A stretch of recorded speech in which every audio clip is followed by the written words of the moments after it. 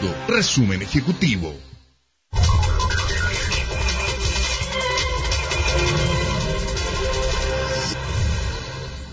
Bueno, vamos a comenzar de inmediato con una entrevista. Vamos a hablar con el presidente del Partido Socialista, Osvaldo Andrade. Hay muchísimos temas que conversar con él. Diputado, gracias por acompañarnos. Muy buenas noches.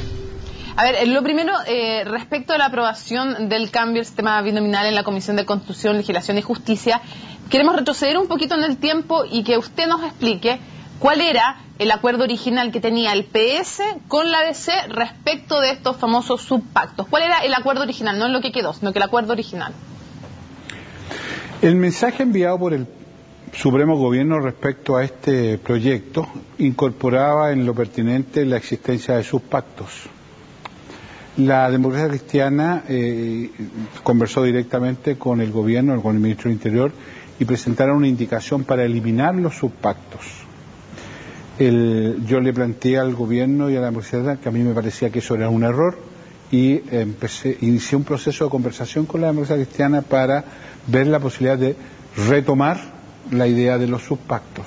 Esto fue informado al gobierno, por supuesto que sí. Y el gobierno dijo que si había acuerdo entre los dos partidos, él no tenía inconveniente en presentar una indicación que retomase la idea original. Yo llegué a un acuerdo con la democracia cristiana hace un par de semanas atrás. No alcanzamos a votarlo en la comisión porque nos pilló la hora, estaba la sesión hasta las 5, así que no fue posible, y lo dejamos pendiente para votarlo a la sesión siguiente. En el decurso de esos días, la democracia cristiana me notificó que ellos habían tenido un debate entre ellos y me querían hacer otra proposición, que me formularon debidamente. A esta nueva proposición, ya estamos hablando del curso de esta semana, les señalé que me parecía un error y les di los argumentos para aquello y me encontraron razón. Retomamos una conversación en el Parlamento con los parlamentarios de la Comisión de Constitución de la democracia cristiana y llegamos a un principio de acuerdo que ratificaba el acuerdo anterior, en el sentido que hubiese subpacto con algunas condiciones que nosotros, los socialistas, habíamos cumplido, retirando una indicación que habíamos presentado e incorporando una nueva indicación para que fuera un acuerdo unánime esta existencia de subpacto.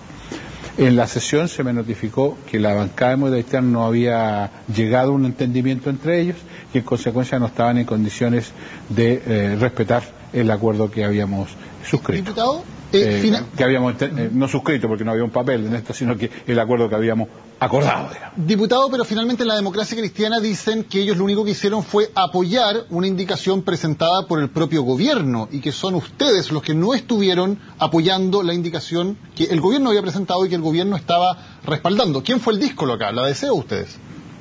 Pero le acabo de hacer un relato de los hechos, entonces ¿para qué me preguntan lo que ya le contesté? Porque le digo que nosotros le voy a volver, pero está bien, le voy a volver a hacer el mismo historia entonces. Había un proyecto original que establecía el subpacto, la democracia cristiana llegó con el gobierno a un acuerdo para que no hubieran subpactos, yo abrí una conversación con la democracia cristiana para que retomáramos la idea de los subpactos, el gobierno estuvo dispuesto a lo que nosotros acordáramos respaldarlo, yo llegué a un acuerdo con la democracia cristiana, le quiero contar que en la última reunión en que tuvimos esta conversación con la democracia cristiana, en el acuerdo, la propia ministra secretaria general de gobierno nos hizo una propuesta de un formato para resolver el problema. Entonces aquí no es un problema de quién se adjudica o no el tema de díscolo, los hechos son los hechos, no tengo más que, no quiero hacer calificaciones. Pero en el análisis político, ¿por qué cree usted que la DC no quiere los subpactos? No, yo tengo ahí una opinión que la he expresado. Yo creo que hay el temor de que todos nos pongamos de acuerdo en contra de la democracia cristiana, la cuestión que no es posible, porque además para disipar ese temor, nosotros le garantizamos a la democracia cristiana que para que hubieran sus pactos se requería el acuerdo unánime del pacto. Y esa indicación la presentamos precisamente con el diputado Soto para que cumplir este acuerdo. En consecuencia, esa inquietud... Bueno, pero no me pregunta a mí, le estoy contando mi percepción de las cosas y a quien hay que preguntarle a los que no cumplieron. Yo no estoy en esa condición. Diputado, y este eje histórico del que se ha hablado muchas veces de CPS, que de hecho cuando la ex concertación o la nueva mayoría ha ido en dos listas, ha sido de CPS por un lado y PPD, Radicales y Partido Comunista eventualmente por otros. ¿Se mantiene, sigue existiendo ese eje histórico para los próximos desafíos electorales que tenga la nueva mayoría o no? Desde el punto de vista político nosotros mantenemos nuestra idea de que el entendimiento entre el centro y la izquierda son vitales para mantener una configuración política que sustente el programa de gobierno. Y desde ese punto de vista, la relación entre el Partido Socialista y el Partido Demócrata Cristiano se transforma en una cuestión vital. Y desde el punto de vista... Y por esa razón es que nos interesaba que existiera el instrumento que permite que estas cosas se puedan realizar. Sí. Cuando no hay posibilidad de sus pactos. Político, diputado, y desde el punto de vista electoral, por ejemplo, en las próximas elecciones municipales, si nuevamente la nueva mayoría va con 2 listas, ¿debería ser una de las listas de ese Partido Socialista o deberían buscarse otras configuraciones? Nosotros en la última elección municipal fuimos en una lista. Lo que pasa es que al interior hicimos 2 subpactos, si usted se acuerda. Y el subpacto de CPS triunfó ampliamente respecto al otro subpacto, radical, PPD y comunista.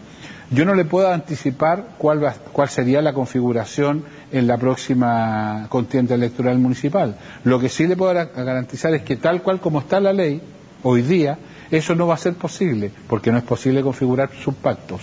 Ahora, ¿están dañadas las confianzas entre el PS y la DC después de lo que pasó? No, este no es un problema de confianza, ni un problema de enojo o de estados de ánimo.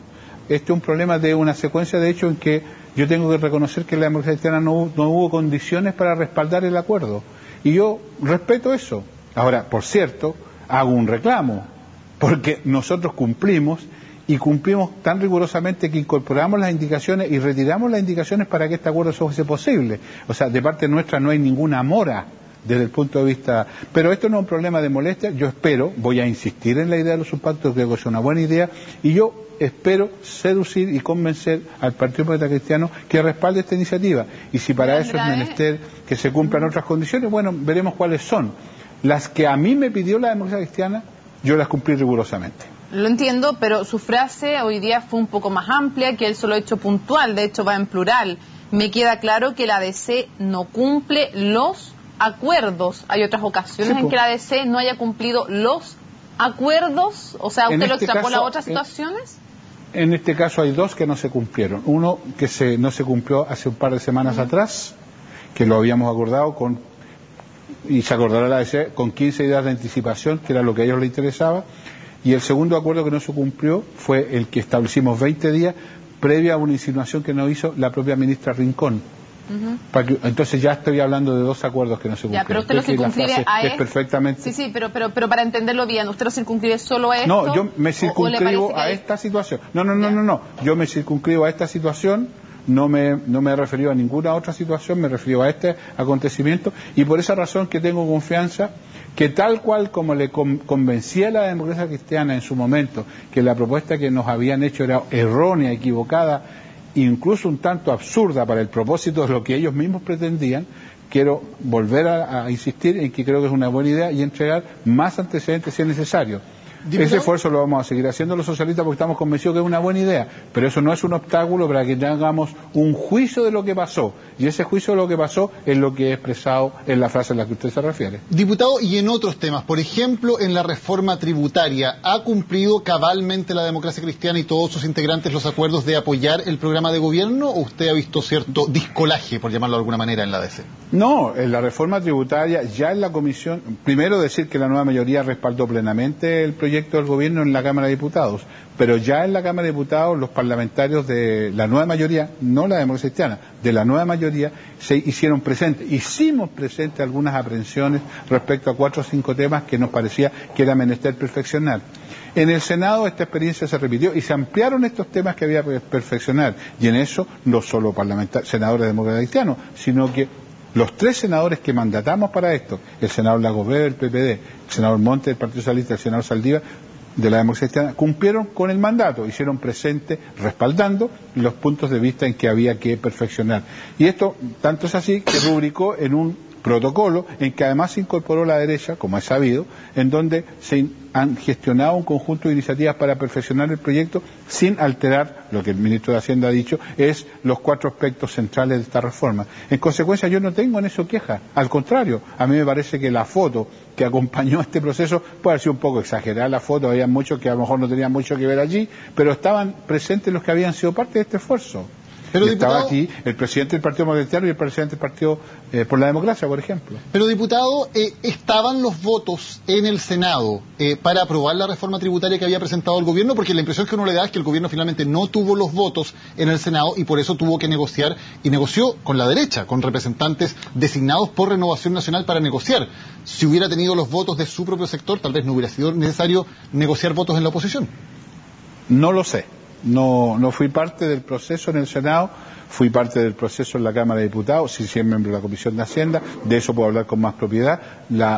El proceso en el Senado no fue parte porque además los presidentes de los partidos de la nueva mayoría, para estos efectos, entregamos soberanía a los miembros senadores de la Comisión de Hacienda.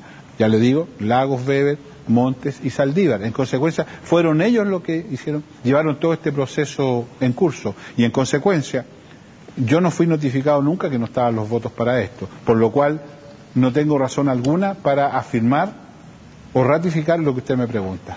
Antes de ir a educación, que también tenemos una pregunta al respecto, no se pudo finalmente instalar una indicación que quería hacer Yoyo Jackson, entre otros, para transparentar donaciones a campañas políticas.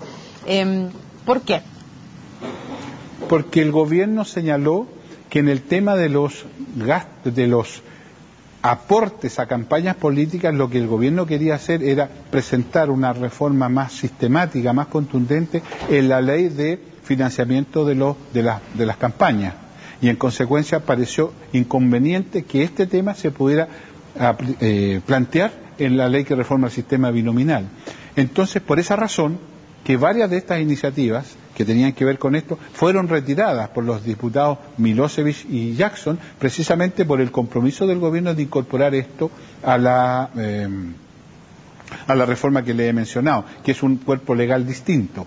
En el caso específico que usted me pregunta, una indicación que señalaba que se prohibía, si mal no recuerdo el texto, que se prohibía los aportes a los aportes privados, no me acuerdo el concepto que se usaba, a las campañas, eso también en la mayoría de la comisión se estableció que era mejor tratarlo en un cuerpo legal específico. Es un tema de técnica legislativa que el propio gobierno sugirió y que nosotros respaldamos y que los propios diputados mocionantes estuvieron de acuerdo en hacerlo así. Diputado, en educación, ¿cree que hay interesados en hacer caer al ministro Eizaguirre para también hacer caer la reforma? Y si la respuesta es sí, ¿vienen solo desde la alianza sus intereses o también dentro del pacto Nueva Mayoría? No creo que exista esa aspiración. ¿De ningún sector político? Le digo que no tengo esa aspiración, no lo he escuchado, no he visto ninguna iniciativa en esa dirección, incluso más bien las declaraciones que he visto de personal de la derecha es respaldar al ministro, pero abrir un proceso de diálogo, pausa, no sé, ahí se han empleado distintos conceptos, pero yo no he visto ninguna iniciativa en esa dirección, diputado, ni siquiera opiniones. ¿Y le ve, diputado, alguna viabilidad a esta idea de poner una pausa o de incluso retirar los proyectos para rehacerlos y luego enviarlos con un mayor consenso? ¿Hay espacio para un acuerdo amplio en el tema de educación parecido al tema tributario?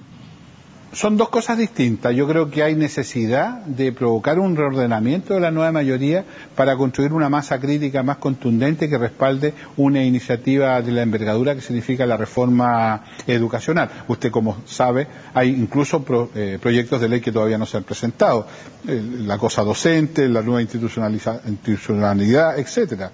El programa más contundente en materia de respaldo al sector público de la educación también está por desarrollar. Hay una ley corta solamente al respecto. O sea, todavía hay mucho por hacer y en consecuencia yo creo que hay tiempo para un reordenamiento de nuestra propia fuerza, de nuestra propia masa crítica, así lo he expresado yo.